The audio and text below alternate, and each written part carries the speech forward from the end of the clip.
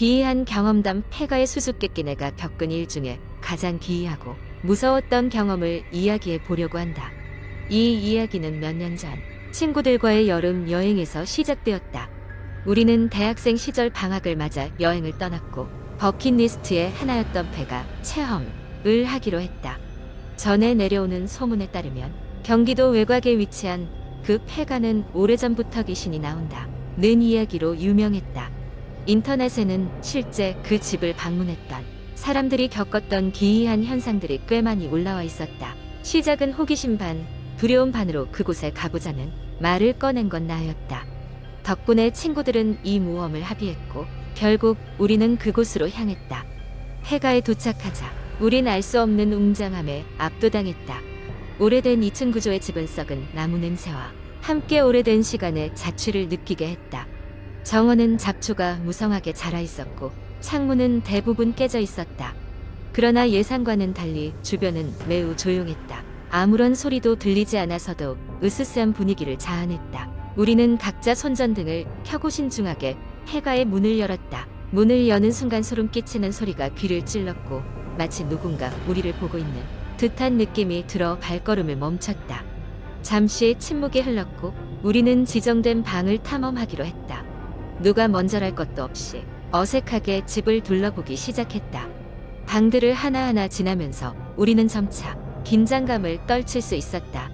오랫동안 버려진 집인지라 특별한 것은 보이지 않았다.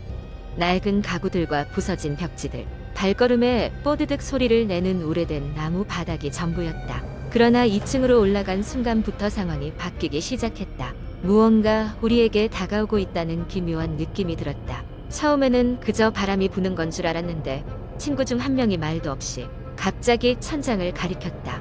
모두가 그곳을 바라보았고 오래된 나무로 만든 천장에서 금방이라도 떨어질 듯한 손자국이 선명하게 찍혀 있었다. 그 순간 우리 모두 등골이 오싹해졌다. 그 누구도 그곳에 손을 대지 않았다는 것을 알고 있었기 때문에 그 장면은 설명이 불가했다.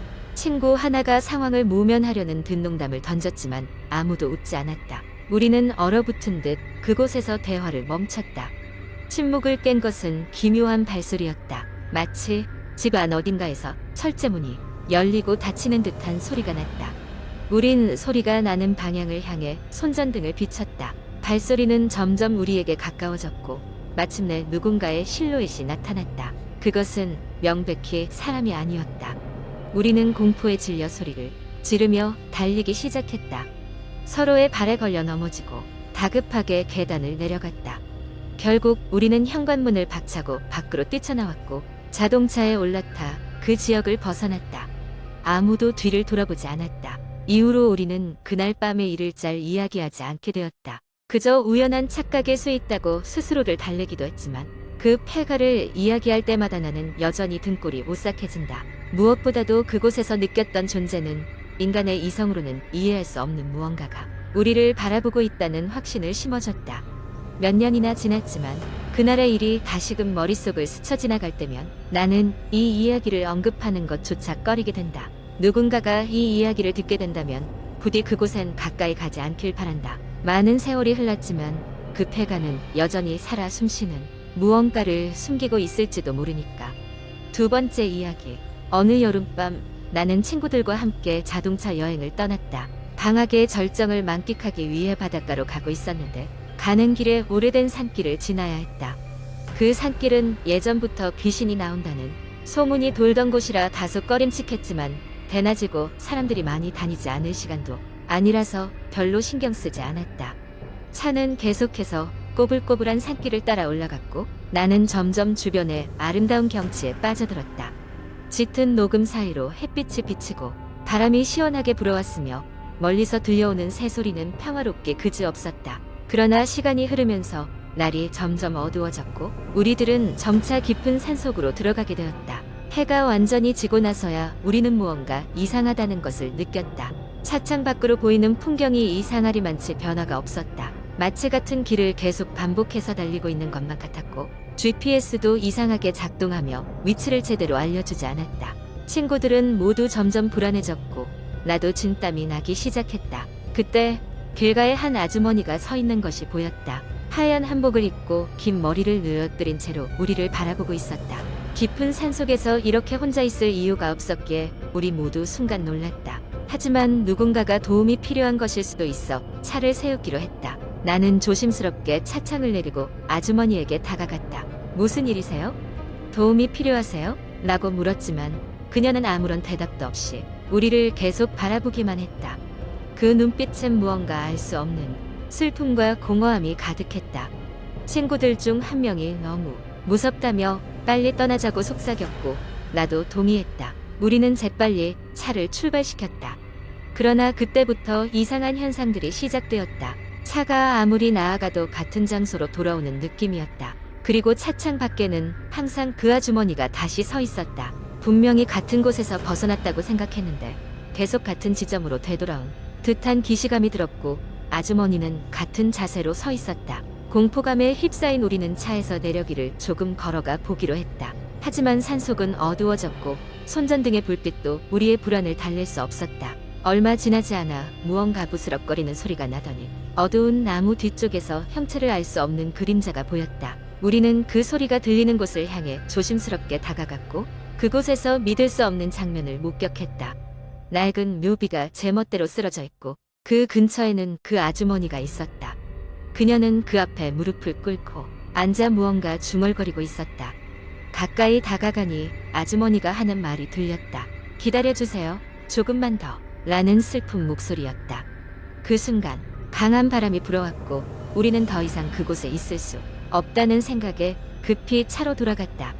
차에 타자마자 우리는 필사적으로 길을 돌려 내려갔다.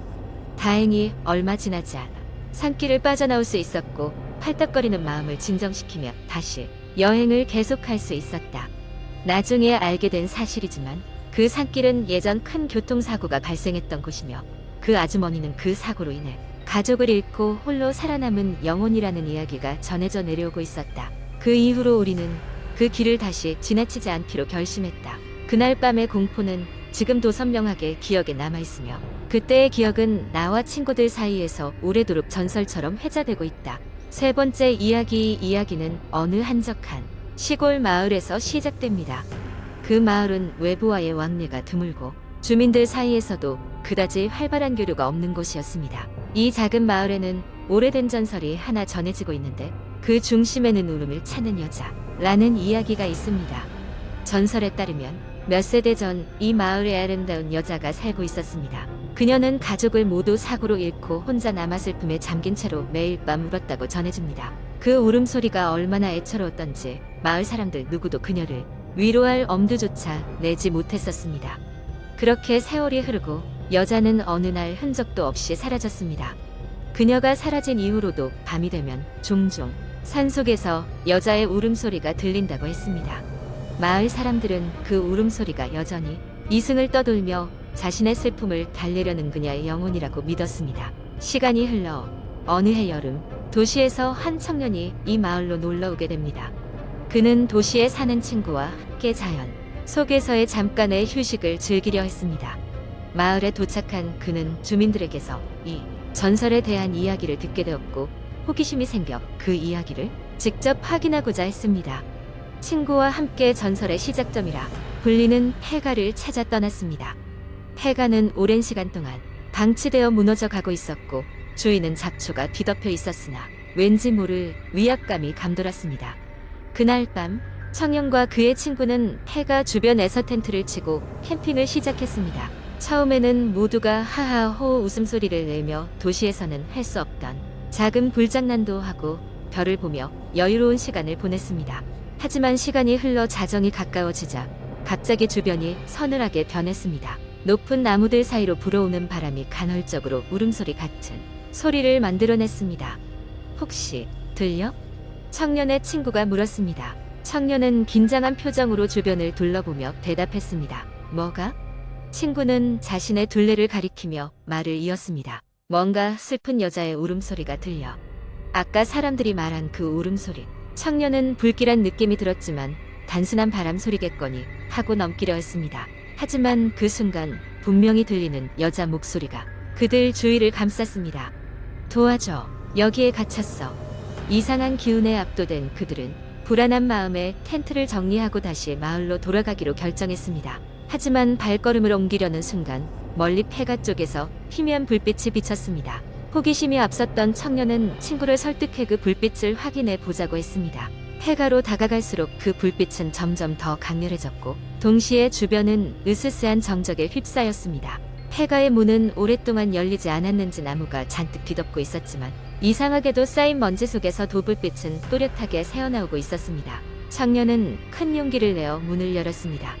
그 안에서는 하얀 한복을 입은 여자, 등을 돌린 채 무언가를 중얼대고 있었습니다. 그녀는 청년들이 들어온 것을 인식한 듯 고개를 천천히 돌리기 시작했습니다. 그 순간 청년은 직감적으로 그 여자가 사람이 아니라는 것을 느꼈습니다. 갑작스러운 공포에 휩싸인 그들은 뒤도 돌아보지 않고 달리기 시작했습니다. 뒤에서 들려오는 울음소리는 점점 더 가까워지는 것 같았고 그 소리는 그들의 심장 소리와 함께 더욱 커지는 듯 했습니다. 오로지 불길함에서 벗어나기 위해 그들은 마을을 향해 계속 달렸습니다. 다행히 그들은 무사히 마을에 도착했고 이를 모두에게 알렸습니다. 마을 사람들은 그 이야기를 듣고는 깊은 한숨을 쉬었습니다. 그리고는 이렇게 말했습니다. 그 울음소리는 아직도 떠도는 그녀의 영혼이 자신의 슬픔에서 헤어나오지 못했기 때문일 거야. 이제 너희도 그 이야기를 아는 사람이니 절대로 다시는 접근하지 말기를. 그 후로 청년과 그의 친구는 다시는 그 마을에 가지 않았습니다. 도시로 돌아온 그들은 그날의 일을 기억하며 다시는 도시의 전설을 쉽게 여기지 않게 되었습니다. 그리고 그 마을의 전설은 또다시 새로운 방문객이 올 때까지 깊은 숲속에 숨겨져 있었습니다. 그 마을 밤하늘 아래에서는 여전히 슬픔에 젖은 목소리가 달빛 아래를 떠돌고 있습니다. 자신을 향한 호기심과 경고를 넘은 자들에게만 그 슬픔을 나눠주려는 듯이 말입니다.